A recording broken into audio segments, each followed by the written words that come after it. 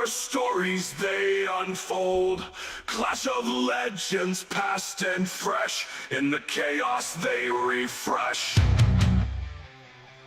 What's going on, ladies and gents? AEW World's End is over. Jake countdown ended, coming to you live. Hopefully everybody's doing well. People in the chat chiming in. I appreciate you guys checking this out. Subscribe, hit the like button down below. I hope everybody's doing well. This was certainly one of the better shows, if not the best show of the year. AEW does not have a match problem. That's for darn sure. They seem to have a weekly television issue.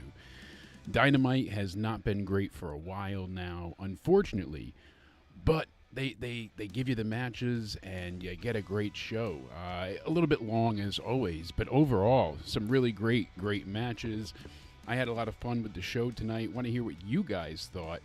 I'm going to go ahead and, chime in with the chat, but all in all, I mean, big ending tonight's show. Kenny Omega makes his surprise return. AEW's World End 2024 kicks off with a bang with one of the best openers I've seen in quite a while. And then they end the show with a huge surprise. The return of FTR and the Rated R superstar Edge as well is back. Adam Copeland in the ring. He's there once again. I was very surprised with the ending. I mean, it looks like Omega and Okada is going to be either at All In Texas or something that comes up before then. It was a little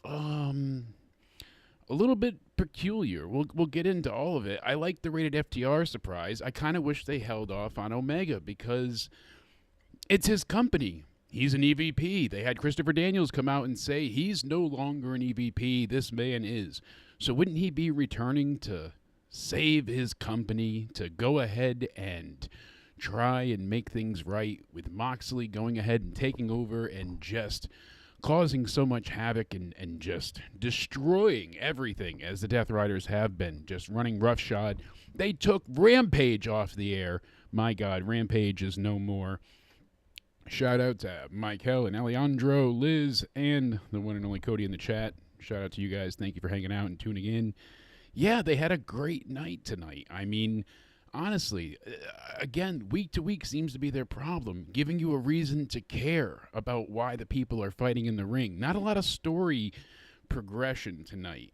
We'll see what's happening in the main event. I mean, this really took a wild turn when you think about it, because Orange Cassidy has made this decree. He proclaimed that no matter what happens, he's going to go ahead and make sure Jon Moxley is no longer champion.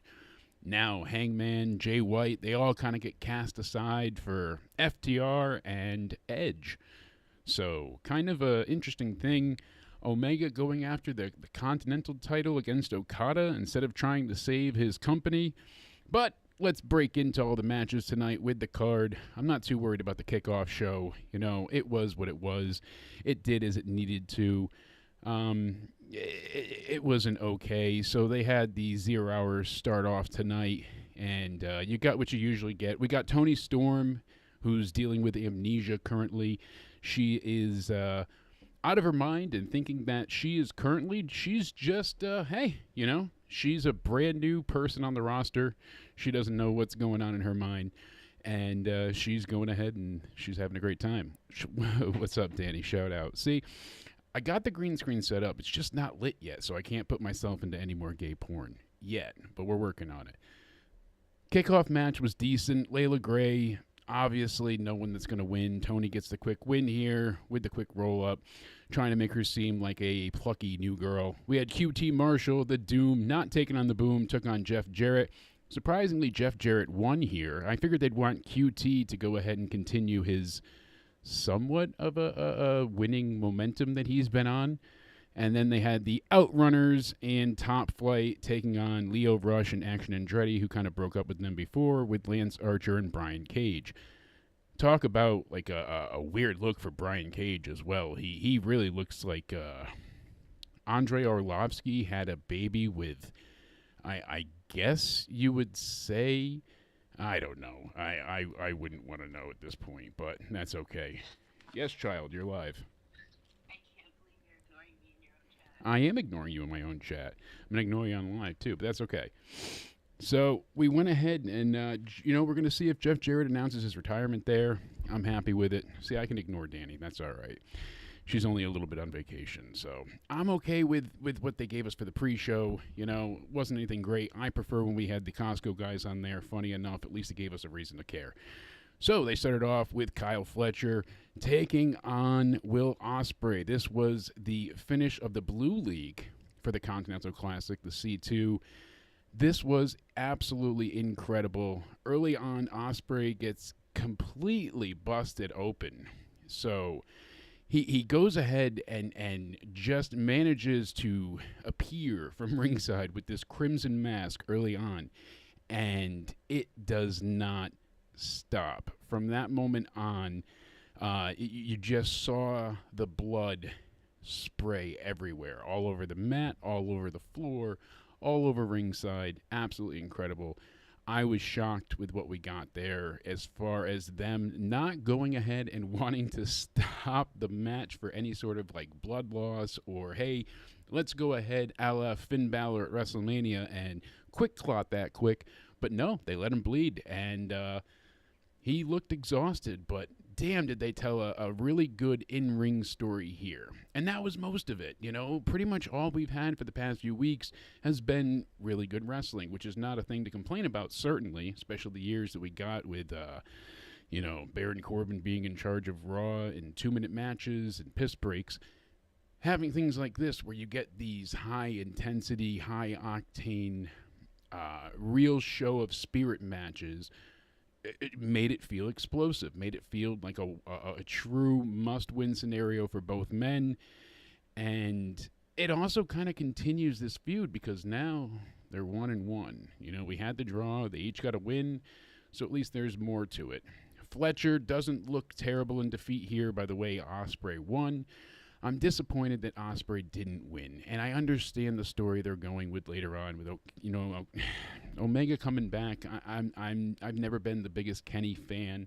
I've enjoyed him more recently, but seeing what he's brought to the table, we'll see what happens with this story. It's just not making a great deal of sense. Then we go ahead, we build into Ricochet in the Gold League taking on the runner-up Okada. So they had a pretty decent match here as well. Okada early on, really going ahead and messing with Ricochet. He takes him down to the ground, starts running the ropes like no other, and manages to get the crowd to be silent, and he runs by like an Olympic hero and just smacks Ricochet's head, getting the crowd to go nuts. We got some good bald chants and a few, funny moments like that. The crowd was pretty okay tonight. There was a few moments where you knew they were dead, but it was during certain matches that kind of just were the rest points between the real high spots. Again, Okada, he goes and misses out of the spirit gun, and he hits Ricochet with the Rainmaker at the end, gets the big clothesline, pins him. Ricochet is destroyed and no more.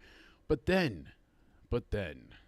we have Swerve Strickland comes to the ring, goes ahead with a wheelbarrow filled of toilet paper, and proceeds to go ahead and they allow the front row to cover Ricochet in toilet paper while wishing him a Happy New Year. Certainly a highlight of the night.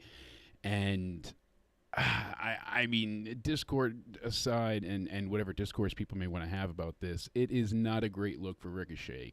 He's certainly had some good matches, but could he not be a bigger geek at this point in time? Between the way he was going and just arguing with people on Twitter left and right. I know he can do it under the guise of I'm a heel now, I guess, but in the great scheme of things, it's just disappointing to see that I don't know, he has to resort to these type of tactics, try and garner heat. And like I said, hitting him on the head there was absolutely hilarious. Great little moment there from Okada. Really goes ahead and smack. Gets a great reaction from the crowd. Like I said, they cover him in toilet paper. It was a funny ending, and it's cool to see how things have, I guess, kind of turned around for Ricochet in a way now that he's a heel. He's getting some better stories, but certainly doesn't look great. He looks like a real jobber here. Swerve got beat by the Hurt Embassy, so I didn't know at first when Swerve came out if he was going to kind of try to recruit Ricochet in a way, since they threatened Ricochet as well, and MVP kind of took back their business card while Lashley goozled Ricochet and just they really made him look small. They decimated that poor boy. So hey, that's what it took. Mariah May comes out next, taking on Thunder Rosa in a Tijuana street fight. Not much here, not really much to sink your teeth into. I don't think anybody really thought, again, that kind of was a bit of a recurring theme tonight.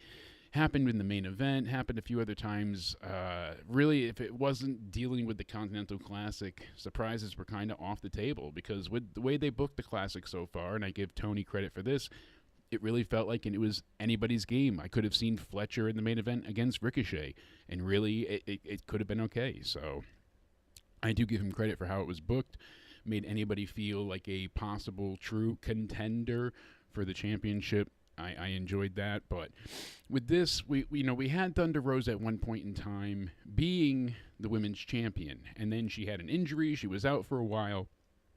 And then they had their AEW backstage reality show come out.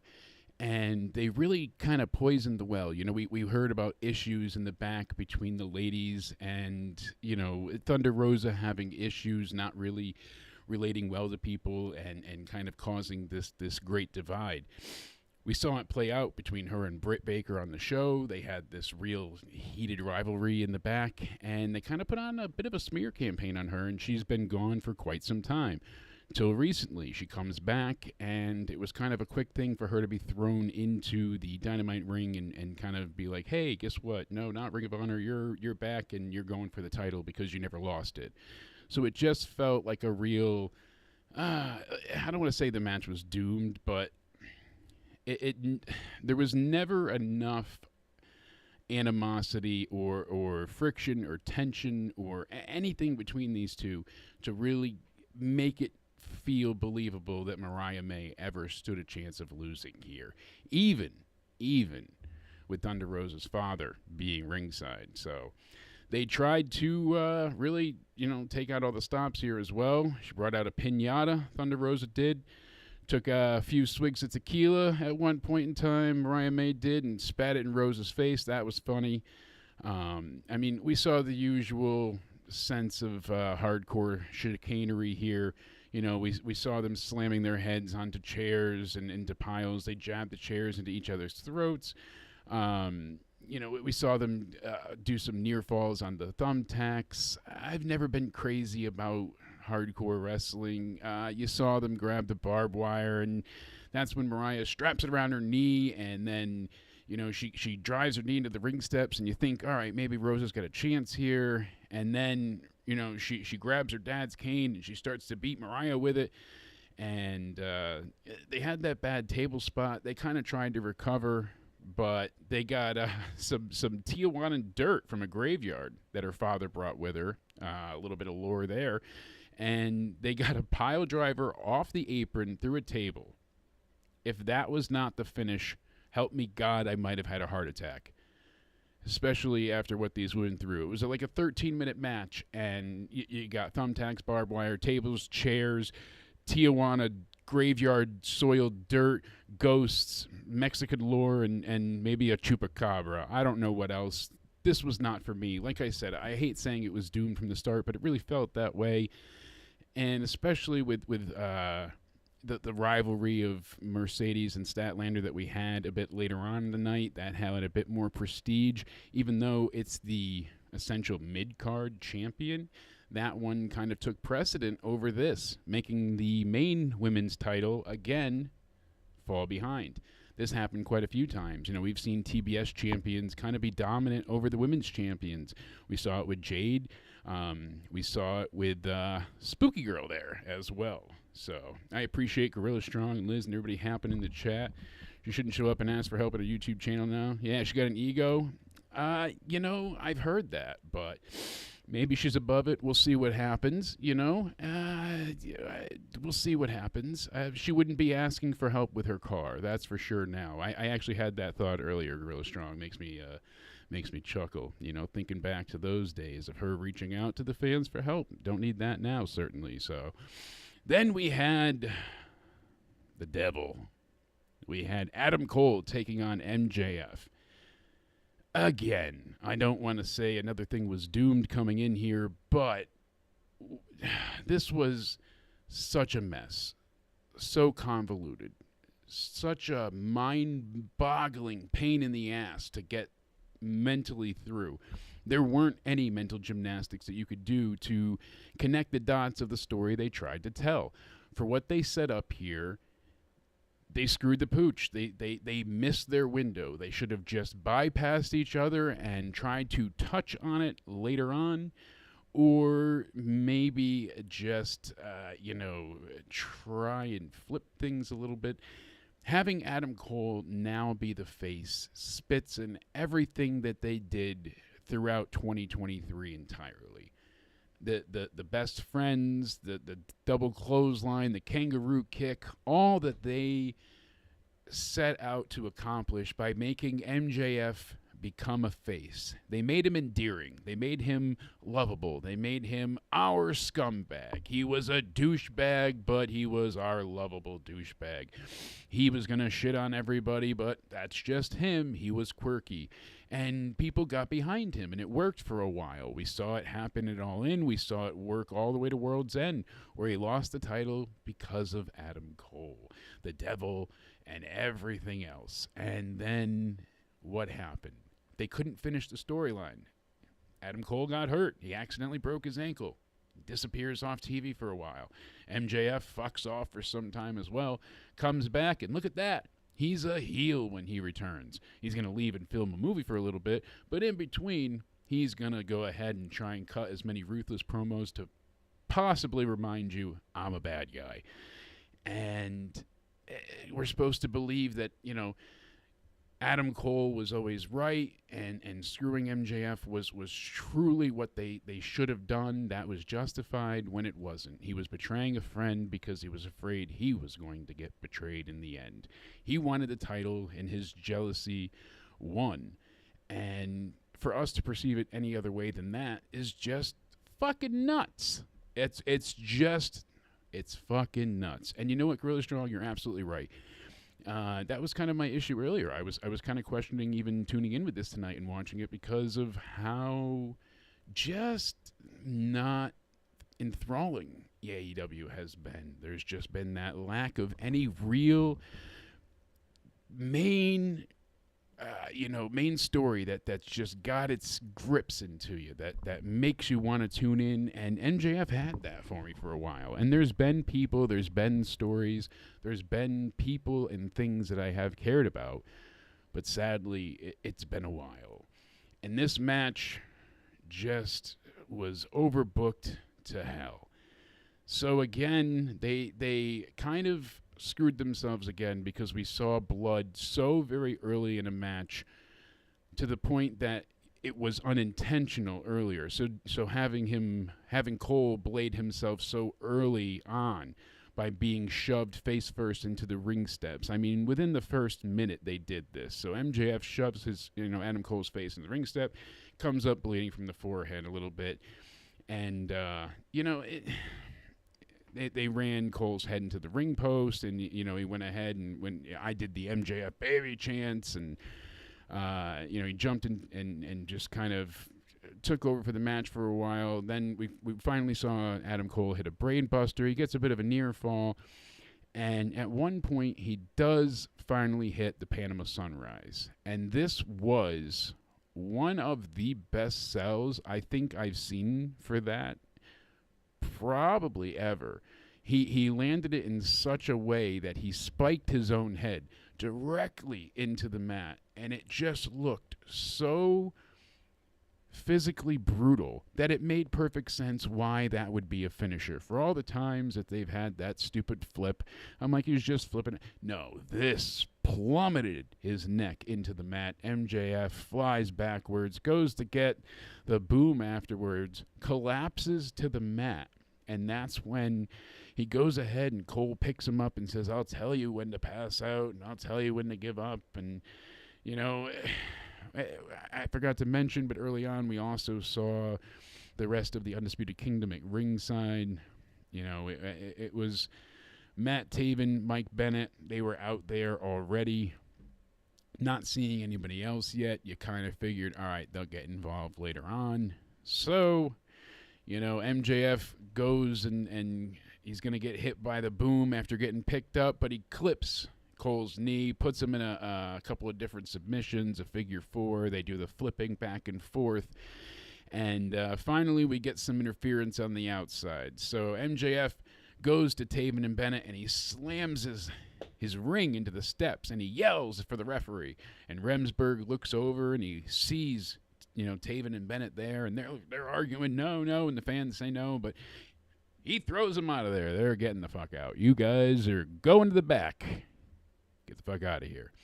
And while they're, you know, in all this, you know, schmaz, MJF, he's got the ring. He goes to hit Cole, but Cole avoids it. And that's when Cole goes ahead and he grabs the ring. And he's going to finally nail MJF. He goes to hit him in the head and he gets kicked square in his tiny, tiny framed balls. Falls to the ground. MJF picks him up, gives him the heat seeker pile driver. 1, 2, 3. The bad guy wins. And I was okay with this decision. I don't want to see anyone else but MJF with that ring. He's you know, completely just been it with that diamond ring. You know, it's a part of his character. It's a part of his repertoire. I know they hate that. It's part of his moveset. I'll be a mark and say it. But I'm okay with him retaining this because he's done it for the past 6 years. Beat Hangman first, all the other people that he's conquered along the way. They even forgot to, yet eventually threw out Ricky Stark's name there. I like how, you know, they had to throw that in edgewise just in the last second because, God forbid we forget to mention that there. But they you know, tried to let that one skirt as long as they could. And that's exactly right. He could have been a top guy, but not right now, and maybe not ever. He really, as the champion, he felt in that true upper echelon, and he really he had this and just lost it. So after the match, MJF is going to grab a chair, yells to cut the music. He wants everyone to hear that he's gonna break Cole's fucking leg. He wraps the chair around Cole's ankle, goes to stomp it. Roderick Strong runs out. MJF gets the hell out of the ring while Roderick comes in there to save the day. And that's when we see Kyle O'Reilly come out behind MJF. MJF kind of makes it seem like, oh no, we're going to be friendly. We're in. Kyle agrees for a second. It's silly, but it's wrestling.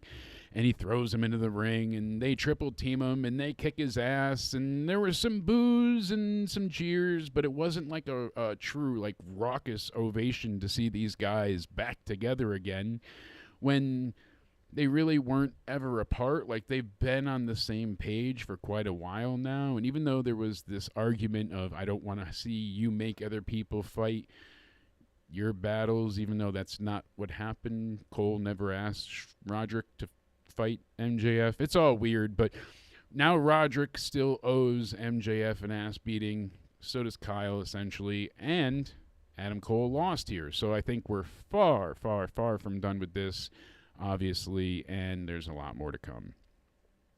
Then we go ahead and we were going to go ahead and get Takeshita taking on Hobbs. For me, this was just a skip-worthy match, and that's sad because I really like Takeshita, but this was another one of those finite decisions on the booking card where you knew, a la Cody Rhodes, he was not going to lose. Takeshita was not going to drop the belt to Hobbs. Maybe they could have pulled out some of the stops here. It wasn't a bad match. We got the crowds chanting meat yet again when they got into it for a little while. Takeshita looks great like always. I like Don Callis as a heel on the mic, talking him up the whole time. They tried to tell a bit of a story here where Hobbs was in the Don Callis family, but then he got injured and they forgot about him. And it kind of makes him sound a little whiny and a little bit petty because the entire time they're going, oh, you didn't call and check on me. You didn't see if I was okay. Well, you guys weren't best friends. You're not lovers. You're not in a relationship. You're in a working agreement to kick people's ass and win titles. So should he be checking in at your hospital side? Maybe, but you guys weren't tag champs running up and down the nation together. You were just in an organization of like-minded heels. So, again, really shitty build. The wrestlers did their best to try and get the crowd behind them. We got the Raging Fire finisher, gets to the pin after the guillotine held in for a while. Hobbs loses clean here. It doesn't bury him by any means, but does he look stronger coming out? No. Because he had to overcome? I'm sorry, I don't feel that way at all. For the next match, there was a lot of hype, a lot of build, and a lot of, real big excitement for the rematch that was Mercedes Monae versus Chris Statlander. Hey, Swerve Show, what's going on? And do you think the bidding war of 2024 was the biggest missed storyline? Yeah, I think they really, like I said, they had something with MJF. The tattoo, him bidding on himself, and that whole stupid shit, all of it just defied the character of MJF. It went against everything that he set out for. He wanted to be the top star and the highest paid athlete, and that's not at all how he presented himself. He did not do anything to precariously find a way to get him into this position. I've held this orange juice for like 5 minutes now. See, without spaz, I don't take time to drink anything. But we're working on it.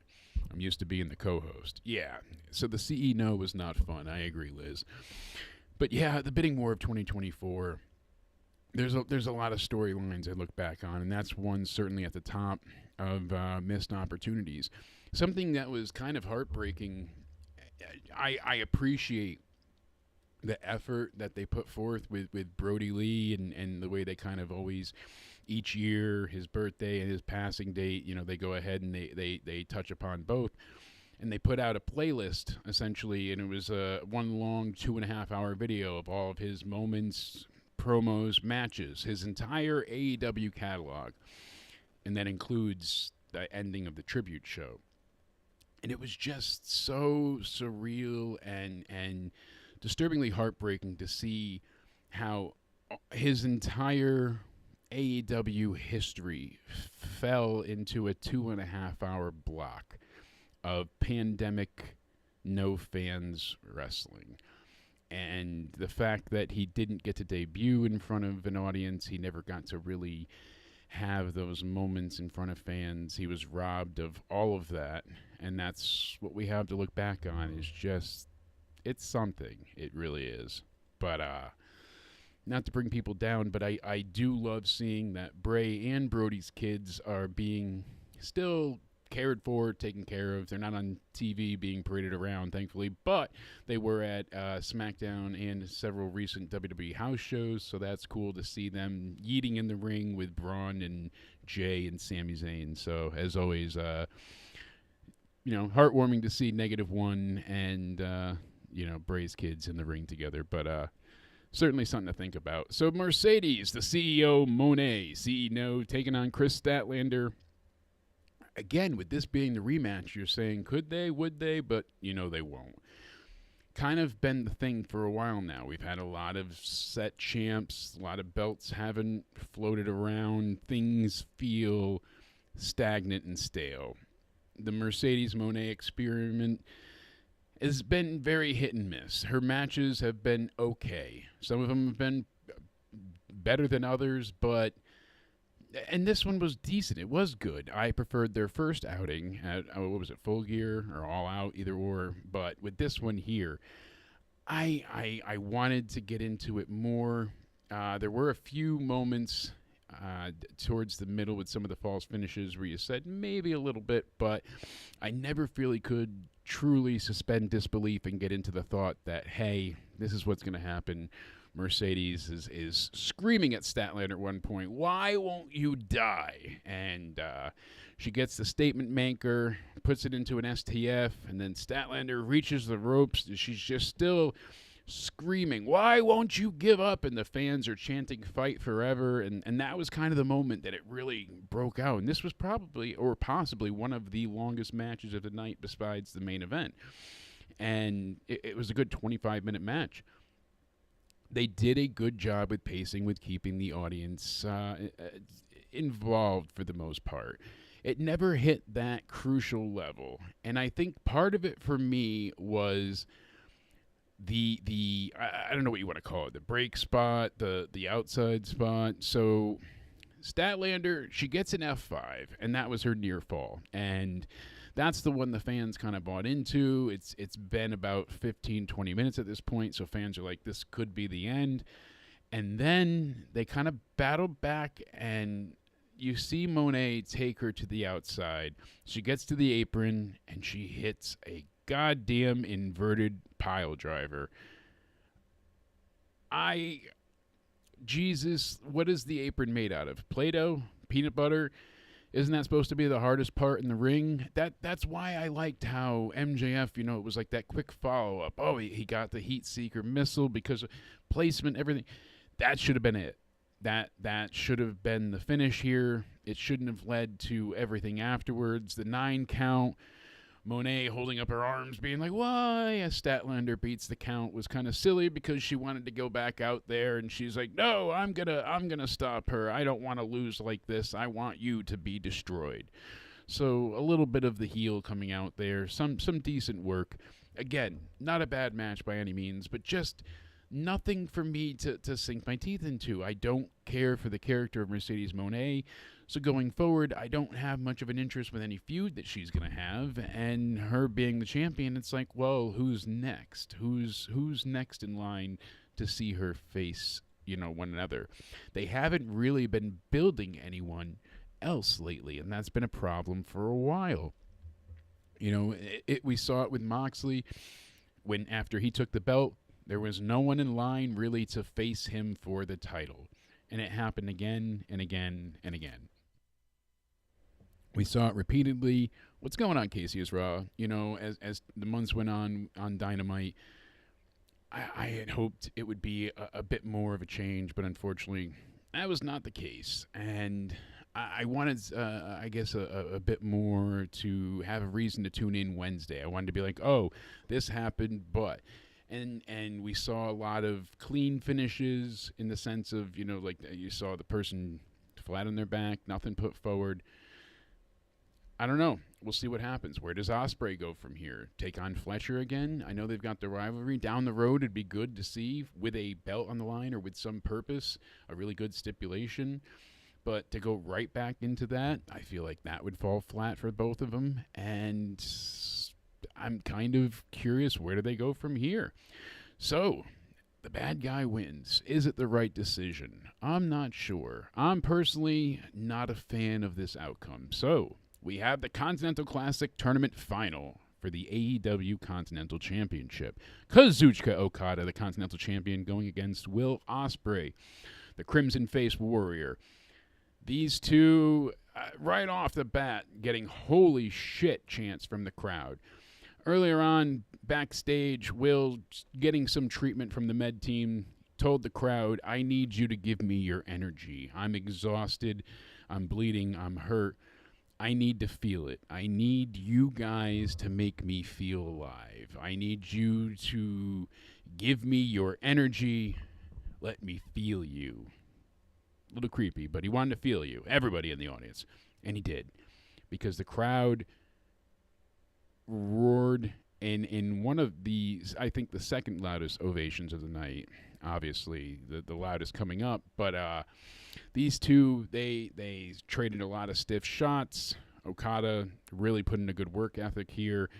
Ospreay goes to the ropes at one point, and he gets drop kicked hard, and they end up at ringside, and you see him, and I'm like, oh my God, he's going to hit a tombstone, but they avoid it, and they do the flips, and then Ospreay jumps up and eventually gets a cutter off the barricade. It was just a really good, innovative way to hit that move. He gets another one after a Styles clash. Back in the ring, a lot of close falls. A Rainmaker happens, just kick out after kick out. Again, we get the crowd fight forever. They're getting real into it, and you see the two men, and they start headbutting each other, and it flashes back to shades earlier in the night when Kyle Fletcher was headbutting Ospreay to open up his cut wider. Okada now trying to make the blood come out more, and you see Ospreay's cut fully reopen at that point with the last headbutt, and he goes ahead and he gets Okada grabs Ospreay, gets him with a really sharp German suplex, and then flips off the camera, goes for the Rainmaker. I thought that was going to be it, but no. Spanish Fly! Holy shit, what a near fall. Crowd came unglued. That should have been it. That should have been it. Ospreay, after everything he dealt with, after everything he came back from, he should have won here. Especially with what happened next. So Okada catches Ospreay, cuts him off the ropes with a drop kick, and Ospreay gets the Stormbreaker. Another great near fall. I wish that was the finish, but it's not. Goes for a double underhook. Is he going to hit the Tiger Driver? No. Rainmaker. And then he avoids the Hidden Blade, and he hits him again with the Rainmaker. 1, 2, 3. Kazuchika Okada defeats Will Ospreay in about 19 minutes, I think I got around there, 19:30, to win the tournament and retain. So they give a little show of respect to one another, a slight handshake. We now know that Okada has beaten Ospreay 9-2, and with the story there of their history, with Okada always beating Ospreay, or at least being the victor more times often than not, with the blood and the damage to Ospreay, he had his Rocky moment, and he truly was able to defy the odds of the injury and all of the battles throughout the tournament with that he's had so far to really just he's had some real close calls, some bad losses, terrible defeats that weighed on him heavily. This was a great character making moment. We needed the celebration, we needed the feel good, but I get why. So they go to crown Okada with the title. Christopher Daniels walks out on the stage and he says, I would present you with the belt, but I can't do that because I'm no longer an EVP of AEW. But this man is. And are you ready for it? I hear the battle cry. It's Kenny. He's back. His paychecks are running thin, and his hospital bills have now run dry. He's ready to return and fight. We knew that he made his big announcement of his return match to New Japan, but besides Wrestle Kingdom, what would he be doing? I'm baffled here. This probably, if this was the case, should have been the main event. Now I see why it wasn't, because they wanted the FTR, Edge, FTR, whatever, rated FTR group to be the big surprise. But Okada won, and they're playing Kenny's music again and again, and the focus is on Kenny, but Okada is the champion. And I know you want to sell the rivalry, but this isn't going to happen Wednesday. This is probably not something till Texas for All In July. If anything sooner, I highly doubt it. It seems like, and it is a big match, and it is their Mania moment, but damn, does it not, upset me to see that that's what we haven't got. Yeah, it was cool to see him using the chair again, Liz. We'll bring that up again at the end, seeing Edge break out the chair bar, the triple power bomb. They certainly pulled out their WWE moments tonight, no doubt about it. So I would have liked to have seen Ospreay win here, the feel good, the celebration, and save Kenny. You're bringing back Edge and FTR. You're not doing anything with Okada here. I mean, they did a close up of the Texas sign, so I guess that, but Kenny's wrestling shortly in a few days' time for New Japan for Wrestle Dynasty. I mean, it is good to have Omega back. I wanted him to return, but you had the Elite make fun of him. I know they on his birthday they poured out all the entrails and organs on his cake, making fun of his diverticulitis diagnosis and him being out injured.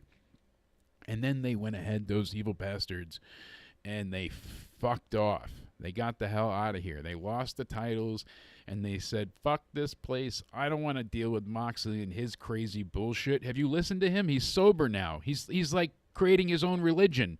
He's on step fucking 9 of AA, and now he just decided to become his own Christ. Nobody wants to deal with Moxley's Bible. Of course not. Who wants to listen to him ramble on about the second coming of Jesus and his wife being immaculately conceived? I don't have time for that nonsense. So, Kenny coming out, not saving the company, and being so short-sighted to only go after an old rival, it shows Tony's dependency on bringing up not just things from the past, because you see him rebook angles from the Monday Night Wars, and we see him, but things that were popular once before, these past feuds. It's nothing that he's built. It's not people excited because, oh my God, we're gonna see them wrestle again. Oh no, we saw them in New Japan. So the lore, the history, the feuds from there transpire on to what we get now. But you didn't earn that. You didn't build that. I'm not saying don't pay attention to it, but it is a very weird thing to have a heel stable do an entire takeover to the point where they took your Rampage show off air the night before. Pac smashed the lights to black out the building, and then Moxley took over the production truck to shut down the show. Kenny doesn't give a shit that they're taking Rampage's 104 viewers and kicking them off the air. I think somebody would be upset. You should want your company to survive. You're not going to be able to face Okada if Moxley destroys the title, and then what's left of your, so with the story that they're telling there. And remember when we thought Shane McMahon was coming when they first started this? It seemed like, there was this higher power, another exalted one storyline. Someone was leading Moxley. This is not your company anymore. And we got the Ku Klux Combat League and all of their white power, just diatribe. It was a very weird start. And they did this quick takeover. They murdered Bryan Danielson, and they have tortured everyone else in their way. So Kenny not wanting to save the company really shows either that he's just a chicken shit or doesn't care. It's a weird stance, especially when they on air bring to light the EVP role that he has. So again, weird thing, but yeah, the belt in that case, the belt's got to go. Being in the briefcase, we're not even seeing the belt on him. The Moxley storyline, it's really not progressing. We're just weekly getting shots of them riding around in a truck in the desert. They beat the shit out of some of the mid-card guys and torture Orange Cassidy. That's what we've gotten so far. And I mean, there was a point in time where Jay White and Juice Robinson had probably my favorite tag match of last year, if not of all time in AEW. It was so damn good on Collision. It was an hour-long, amazing match. Can't overstate it enough. So to see what we got here, we're leading to the four-way. We knew we were kind of going to see some chaos and some mess, but that's not really what we got. So Orange Cassidy, the evil cowboy, Hangman Page, and Jay White come out. And we're going to get the four-way for the AEW Championship underway. Jim Ross, Excalibur, Shivani, they're all on the comms for the main event. And Bryce is the referee. We're making this shit legit. So they all start to go ahead and take out Moxley, but Paige and Jay White, they start bickering. They've had this back and forth feud with each other.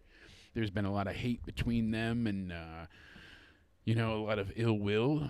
So we see them start to fight, and that's when Cassidy hits Moxley with a suicide dive, and, Paige and White join, and everybody just starts fighting. And you see them kind of just brawl, and they separate into twos, and eventually we get the rest of the Death Riders to show up, and the crowd was chanting F you Yuta later on, which was funny, but, we get Claudio and Yuta out there as the numbers, and they're kind of protecting him. They pull him over the barricade. They make sure he doesn't get hit. Shafir is just getting in there. Marina is using her little Russian expertise, because now she's not the problem and there's no violins or violence. She's just all out into murder. So she starts punching and beating the shit out of Orange Cassidy. And Moxley finally takes him back inside, and Cassidy rolls out to the other side. He puts his hands in his pockets after telling him to wait, whoa. And, it's enough of a distraction for the other two to show up behind him. And we get the triple power bomb a la Shield style. I really wish that we got the ooh-ah from Orange Cassidy. Really would have sent that one home. But we got our Shield moment anyways. A bit of a fun thing there. Eventually, it just all turned into total chaos. Christian comes out with his whole group of the Waynes and Kips and whoever else wants to be in that fun group. And, they originally were up top, but people were going to start brawling. And is he going to be involved? Christian still has this contract. So knowing Edge is getting involved later, you can see how it's going to eventually likely peel off to him and Christian again. But we'll see. So they all start beating down Moxley, and Moxley's is already been bleeding, and he's been beat down. Everybody's getting a piece of him. It looks like he's gonna get destroyed, but Wheeler Yuta breaks up the pin. The second ref gets taken out. They go ahead and finally they go ahead and I think it was Moxley grabs a chair. So he goes ahead and he's going and he's going to hit Hangman, but he again gets hit with the lariat. And Moxley was going to get pinned for 3 there, but no referee. And that's when we go ahead and, Cassidy stops the pin. So that was kind of a weird room. That's like I said, when Wheeler Yuta goes ahead and stops the ref, and we get an FU Yuta chant. So again, just like Kevin Owens getting the visual pinfall, we saw Hangman defeat Moxley, so he has some claim to the title. So now we go ahead and White grabs Marina, gives her a Blade Runner. Love that. Yuta gets the Bazaiku knee kick on White, though. He falls down. Moxley follows up with the Death Rider and covers him, and they just shoved the ref back in the ring, and that was it. And it felt so defeating of a main event.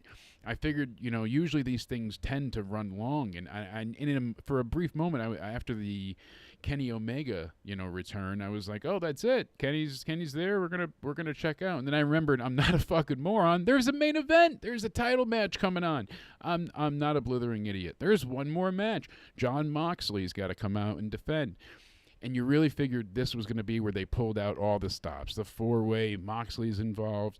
But it was just more of the same. More heat. More of the Death Riders getting involved in the numbers game and them getting destroyed.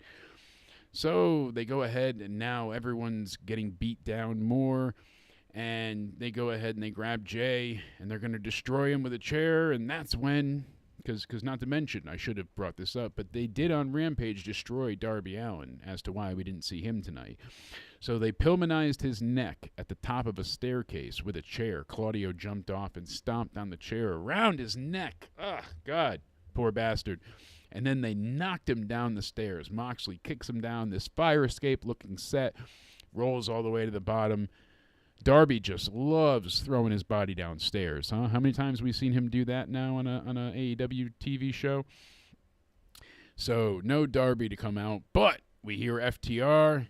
the commentary team is like, oh my God, we didn't know they're back from injury. This is incredible. This is amazing. Holy shit. This is great.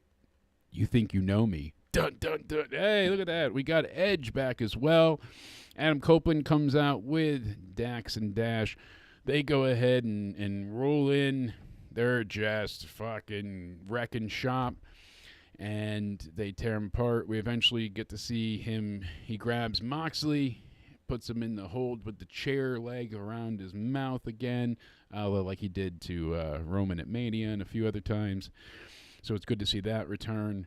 And then he goes and he looks for a mic that's not working, finally gets a mic, and he's like, oh, come on, kid. I'm calling you kid because I was doing this when you were still in your dad's testicles, whatever. It's a little stupid comment. And he's like, you're all mine. Rated FTR, we're taking it all. And that's it. We got, the banner for the end of it, and that was it. So we never were unsure of the outcome of this match. Never had I ever set into this thinking that Moxley wasn't going to retain. I knew he was, but it was about how and why. And instead of making them feel like a real dominant force, they just feel like a thorn in the side of people because other people aren't smart enough to work together and have backup. Like, that's really what it comes down to. They're not pulling off great tactics and being masterful and always one step ahead of their enemies. Moxley's not, witty and cunning and devious. Instead, he's just constantly with the diatribes and the bullshit of, things we don't yet understand because we're not allowed to. We're not made to understand yet. And instead, they're just an issue. It's just more heel heat. If we saw, Cassidy come out and he had the conglomeration with him tonight, more than likely would have had a different outcome. If they had Willow take out, Marina, then Jay White wouldn't. So many things could have been changed, and to see everybody after the match then spill out and say, Moxley, I'm going to kill. So why not be a factor to make him not the champion anymore? Why wait to the end?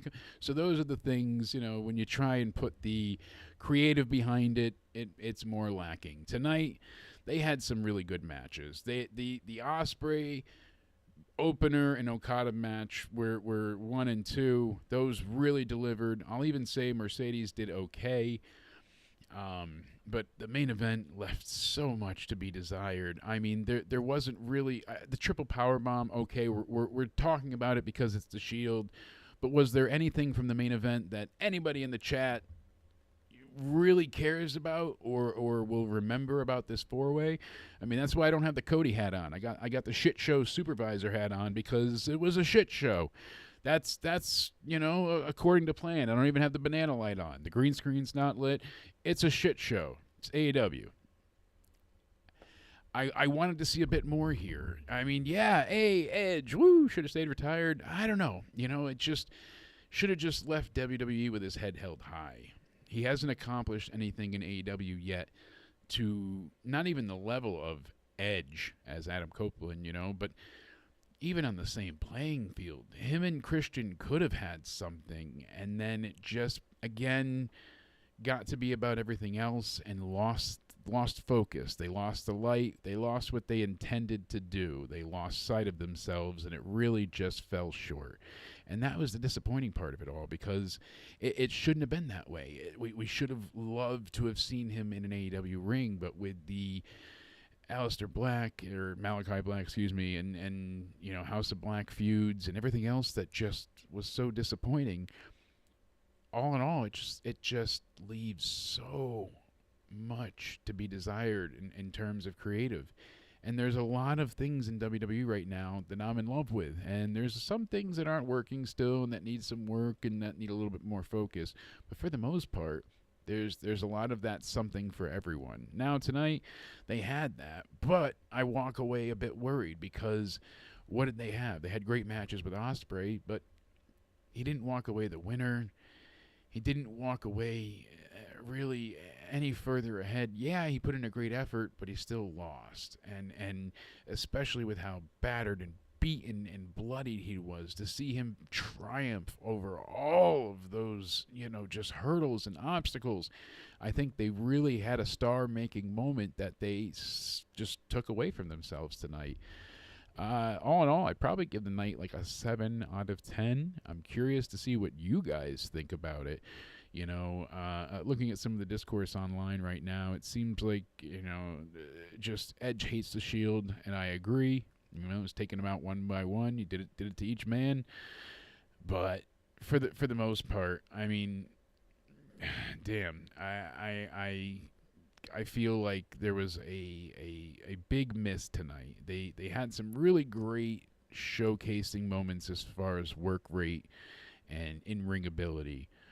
But, I mean, Swerve and Ricochet, do you want to see them have a match? It was funny that Ricochet got screwed and trumped out by Swerve. Oh, we made fun of him. We threw the toilet paper. But is it any reason to really want to see them fight going forward? I don't know. Not having the Hurt Syndicate on here at all, having them be a non-entity while everything's going on with the Death Riders trying to end and destroy AEW, basically. It's all just very disjointed. At least there's throughputs in WWE where one of the recent Raw openings was probably one of the best of the years because of how seamlessly it flowed together. It started with Punk, and he's talking about his gripes and everything after War Games, and then Seth comes out, and it's him and Seth, and then Sammy, gets involved with Jay, and everybody has their own motivations. Everybody has their own, purpose and their own story, but yet there's still that throughput of how they're all connected. They're connected to the bloodline, the Shield. You did this. You created Roman, so you might hate me for teaming with him, but you created him. The whole, as we're here, they have storylines that they're actively telling you to either forget, that you misremembered, or that they just never finished. And instead we get this, as I said before, disjointed and lackluster overall overarching narrative. I'll give you a perfect little example that I could think of off the top of my head right now, but even with the Death Riders, we haven't really had that, like, where it starts and it feels like it leads to something. But Friday night SmackDown opens with Aldis. He's putting out this. I'm telling you verbatim, here is how it's going to be. This is the law. I'm laying it down. This is what you're going to do. The end of the night, it all comes and builds to what?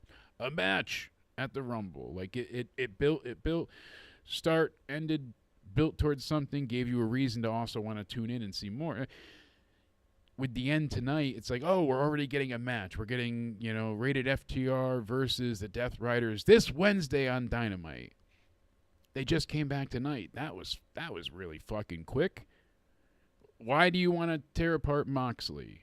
Because you're older than him and you have more experience? That's about all you said tonight. You said, boy, I'm more wise than you. You're young and I'm going to fuck you up. But why? Why are you Mr. AEW? I get FTR coming out. They've been pushing the AEW banner. And yeah, you did a rah AEW speech at one point too, Adam, but really, it's not your banner to fly. And the people that should be defending the company from these people is fucking Kenny Omega. So, I don't know, but chat,